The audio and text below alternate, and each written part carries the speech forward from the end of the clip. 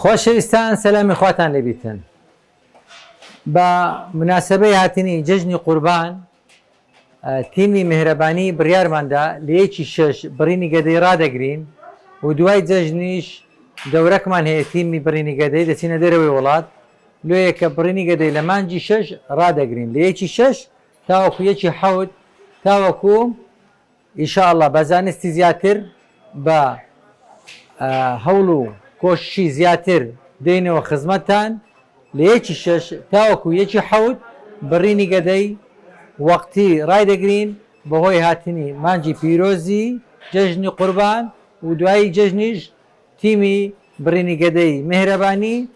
بەشداری دەکاتن لە وەرکشۆپێکی عالەمی لە دەرەوەی وڵات لێیەکە تاوەکو 1/7 بڕینی گەدەی لە بۆ مودەی 1 مانجی ڕادەگرین. ئینشاءالله دەگەڕێنەوە بە علمی زیاتر بە جوهدی زیاتر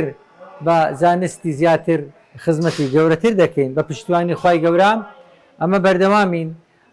دکتۆرەکانی نەخۆشخانەی نەشتەرگەری میهرەبانی لەسەر خۆمان واجب کردیە کە بەردەوام لە دوو زانستی تازەدا بگەڕێین و بەردەوام مشارەکە دەکەین لە وەرکشۆپی عالەمی تاوەکو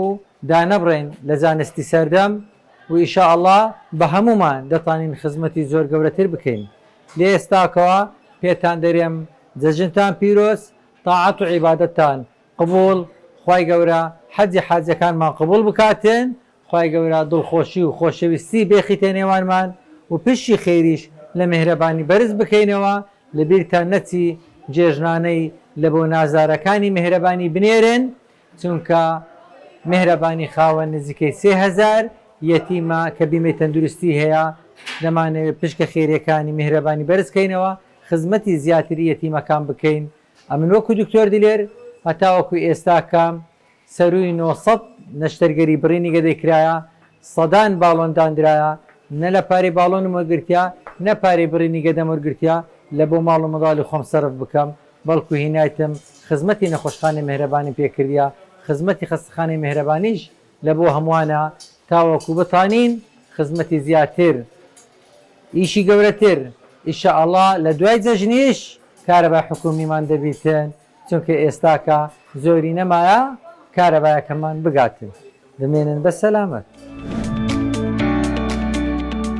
میهرەبانی دڵسۆزی و لێزانی